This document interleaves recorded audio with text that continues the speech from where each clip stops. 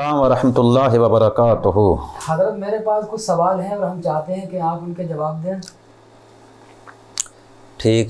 سوال میرا پہلا یہ ہے کہ کچھ دکاندار لوگ سامان تولنے میں کمی کرتے ہیں، یعنی سامان کم تولتے ہیں، چاہے وہ غلہ ہو کوئی چیز ہو کم تولتے ہیں، تو ان کے بارے میں کیا حکم ہے شریعت کی طرف سے؟ ان لوگوں کے بارے میں جو ہے بہت سی وعیدیں آئی ہیں اور دردناک عذاب کی بھی وعیدیں اس میں شامل ہیں کم تولنے والوں کے لیے۔ ٹھیک ہے، تو میں دو چار باتیں آپ کو بتا رہا ہوں، آپ حضرات اسے سماعت فرمائیں۔ جی۔ حضرت سیدنا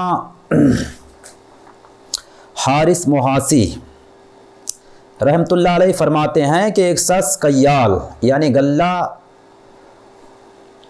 ناپنے والا تھا، یعنی تولنے والا تھا۔ اس نے اس کام کو چھوڑ دیا اور عبادت الہی میں مشغول ہوا۔ جب وہ مر گیا تو اس کے بعد احباب نے اس کو خواب میں دیکھا تو پوچھا وفعل اللہ بکا،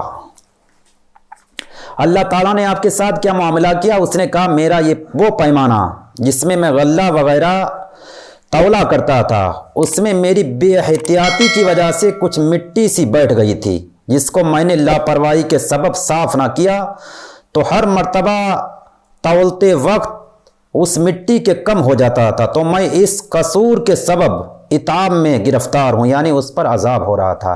اسی طرح ایک اور شخص بھی اپنی ترازو کو مٹی وغیرہ سے صاف نہیں کرتا تھا اور اسی طرح چیز تول دیتا تھا۔ جب وہ مر گیا تو اس کا بھی قبر میں عذاب شروع ہو گیا، یہاں تک کہ لوگوں نے اس کی قبر میں چیخنے اور چلانے کی آوازیں سنی ہیں۔ بعض صالحین کو قبر سے چیخنے چلانے کی آوازیں سن کر رحم آ گیا اور انہوں نے اس کے لیے دعائیں مغفرت کی، تو اس کی برکت سے اللہ نے اس کے عذاب کو دفع کر دیا۔ اچھا، ان للجا دینے والی حکایات سے وہ لوگ ضرور درس عبرت حاصل کریں جو ڈنڈی مارتے اور کم ناپ تول کرتے ہیں۔ مسلمانوں ڈنڈی مار کر کم ناپ تول کر بعض اوقات بظاہر مال میں کچھ زیادتی نظر آ بھی جاتی ہے، تو ایسی آمدنی کو کیا کرو گے؟ دنیا بھی تو اس قسم کا مال ببال ہو جاتا ہے۔ ہو سکتا ہے کہ ڈاکٹروں کی فیسوں میں اور بیماریوں کی دواؤں میں، جیب کتروں یا چوروں کے ہاتھوں میں رشوت وغیرہ میں یہ مال چلا جائے، اور پھر آخرت کا عذاب شدید ہے۔ تو آخرت میں عذاب کیا ملے گا، یہ سماعت فرمائیں۔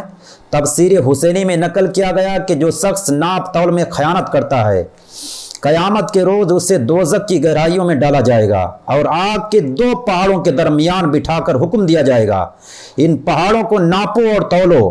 جب تولنے لگے گا تو آگ اسے جلا ڈالے گی۔ پیارے اسلامی بھائیوں، غور تو کرو، سوچو تو صحیح، چند روزہ زندگی میں چند فانی سکے حاصل کرنے کے لیے اگر ڈنڈی مار لی تو کس قدر شدید عذاب کی وعید ہے۔ آج معمولی گرمی برداشت نہیں ہوتی تو جہنم میں آگ کے دو پہاڑوں کی تپش کس طرح برداشت ہوگی۔ خدا را اپنے حال پر رحم کریں اور جو ہے ناپ تول میں کمی نہ کریں، جتنا جس کا ہے جو پیسے لیں ناپ تول کر برابر دیں، تو اس عذاب سے بچ سکتے ہیں۔ اور جو ایسا کر چکے ہیں وہ لوگ جو ہے ان باتوں سے توبہ کریں تو اللہ تعالیٰ معاف کرنے والا اور ارحم الراحمین معاف کرنے والا ہے۔ جو لوگ کم تولتے ہیں، مال کم دیتے ہیں، یہ ان کے لیے عذاب تھا۔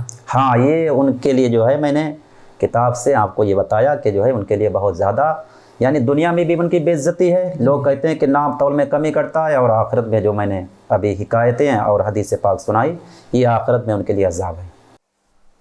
سوال ہے، حکایتوں میں آیا ہے کچھ ولی اللہ کے لیے کعبہ چل کر ان کے پاس زیارت کرنے کے لیے آیا ہے، تو جب کعبہ وہاں سے چل کر آیا ہے تو وہاں موجود نہیں ہوگا، تو جب وہاں موجود نہیں ہوگا تو لوگ کس کی طرف منہ کر کے نماز پڑھیں؟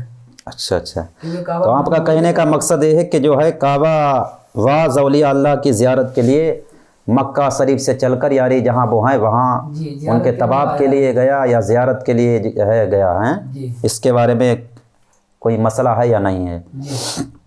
تو اس کے بارے میں جو ہے علامہ علاء الدین حسکفی حنفی، علامہ ابن عابدین شامی حنفی اور علامہ سید احمد طحابی حنفی نے لکھا ہے کہ کعبہ کا اولیاء اللہ کی زیارت کے لیے جانا جائز ہے، اور اس مسئلہ کو نجیم الدین علامہ عمر نفسی اور علامہ زین الدین ابن نجیم حنفی نے بھی نقل کیا ہے۔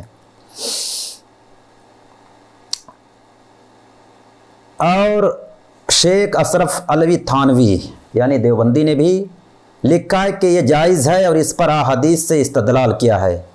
امام ترمذی روایت کرتے ہیں کہ ایک دن حضرت ابن عمر نے کعبہ کو دیکھ کر فرمایا تیری حرمت کس قدر عظیم ہے، لیکن مومن کی حرمت اللہ کے نزدیک تجھ سے زیادہ ہے۔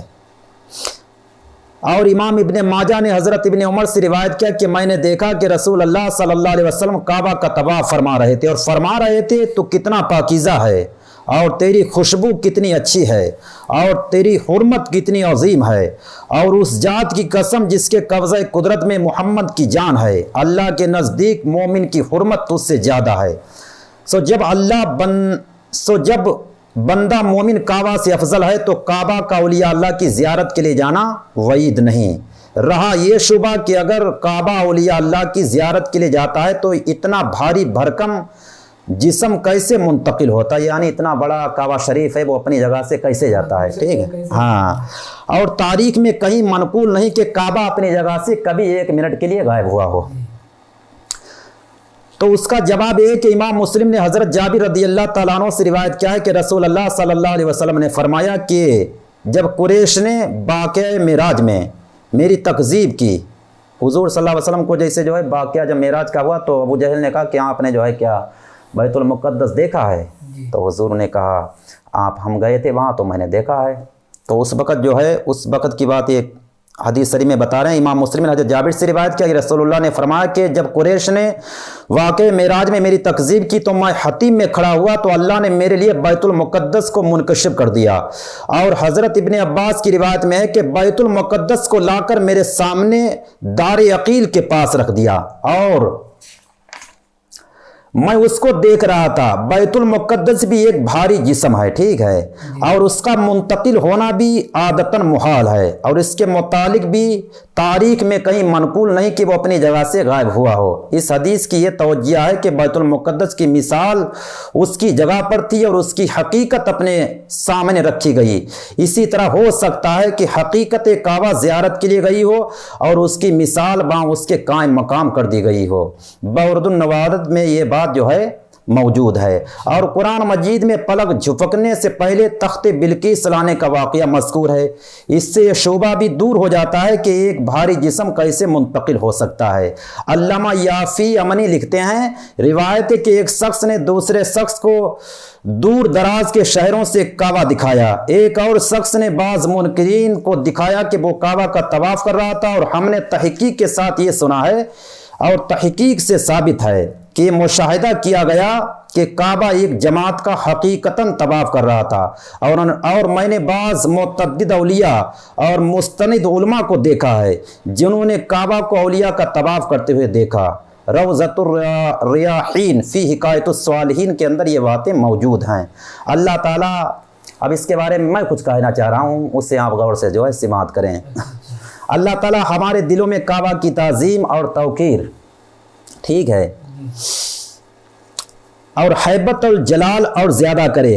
ہمیں یہ نقلیں، یعنی میں نے جتنی باتیں آپ کو بڑے بڑے علماء کی سنائی ہیں، ٹھیک ہے، اور دلائل بہت عجیب و غریب معلوم ہوتے ہیں۔ اتنی دلیلیں جو کتاب والے نے دی ہیں یہ صرف عجیب و غریب ہمیں لگ رہی ہیں، ٹھیک ہے، خصوصاً اس لیے کہ ہمارے نبی صلی اللہ علیہ وسلم سید الانبیاء اور اولیاء ہیں، لیکن آپ نے کعبہ کا طواف کیا اور آپ کے گرد کعبہ کا طواف کرنا ثابت نہیں۔ اگر ان مستند فقہا اور علماء نے کعبہ کے طواف کرنے کو نقل نہ کیا ہوتا تو ہم اس کو صراحتاً رد کر دیتے، ٹھیک ہے۔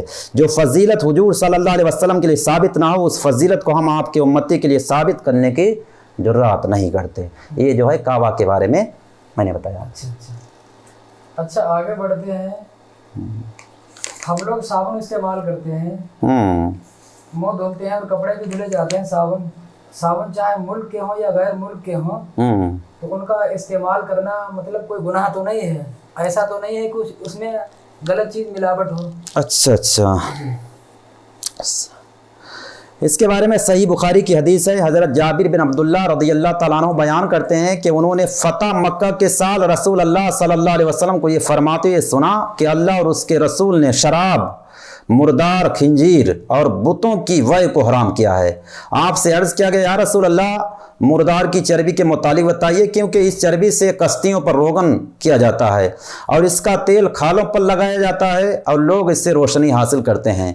हुजूर ने फरमाया नहीं, वो हराम है। फिर उस वक्त रसूलुल्लाह सल्लल्लाहु अलैहि वसल्लम ने फरमाया अल्लाह ताला यहूद को हिलाक करे।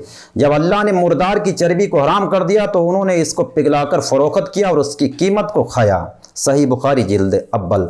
इस हदीस से मालूम हुआ कि मुर्दार की चर्बी हराम है, इसका बेचना और ख़रीदना जायज़ नहीं, इसका इस्तेमाल भी जायज़ नहीं है। आम तौर पर मशहूर है कि साबुन में मुर्दार की चर्बी होती है, ख़ास तौर पर गैर मुल्की साबुन में, लेकिन ये अमर यकीनी नहीं है, इसलिए इसका इस्तेमाल नाजायज़ नहीं होगा। नेज़ नफ्स चर्बी तो नजीस है, लेकिन अगर चर्बी किसी चीज़ में मिल जाए और वो चीज़ किसी दूसरी चीज़ के साथ मिल जाए तो वो चीज़ शरान नजिस नहीं होगी। इसलिए साबुन मुल्की हो या गैर मुल्की, उसके इस्तेमाल से हाथ या बदन नजिस नहीं होगा, खसूसन इसलिए कि साबुन लगाने के बाद हाथ या बदन पर बगैर साबुन के पानी बहा लिया जाए। अल्लामा अबू बकर जस्सास हनफी इसके बारे में और लिखते हैं, हज़रत अब्दुल्ला बिन उमर रज़ियल्लाहु तआला अन्हु बयान करते हैं कि रसूलुल्लाह सल्लल्लाहु अलैहि वसल्लम से एक शख्स ने सवाल किया कि अगर चर्बी में चूहा गिर जाए तो क्या करें? हुजूर ने फरमाया क्या वो जमी हुई है? उसने कहा हाँ। आपने फरमाया चूहे को उसके अर्द गिर्द की चर्बी को फेंक दो और अपनी चर्बी खा लो। सहाबा ने पूछा या रसूलल्लाह अगर वो चर्बी पिघली हुई हो? तो हुजूर ने फरमाया उससे नफ़ा हासिल करो और उसको खाना नहीं। इस हदीस में हुजूर सल्लल्लाहु अलैहि वसल्लम ने उसके खाने से मना फरमाया है और उसके अलावा उससे हर किस्म के नफ़ा हासिल करने की इजाज़त दी है। हज़रत इब्ने उमर, हज़रत अबू सईद खुज़री, हज़रत अबू मूसा अशरी और दीगर सलफ़ सालिहीन ने इस किस्म की चर्बी से नफ़ा हासिल करने को जायज़ कहा है, अलबत्ता खाने से मना किया है। हमारे असहाब ने कहा कि इस किस्म की चर्बी को बेचना जायज़ है और वह को इसका आय बयान कर देना चाहिए। ठीक है, ये यानी जो है साबुन गैर मुल्की हो या मुल्की हो, उसमें मुर्दार की चर्बी मिली हो तब भी वो लगाना बिल्कुल जायज़ है, जायज़ लगा सकते हैं।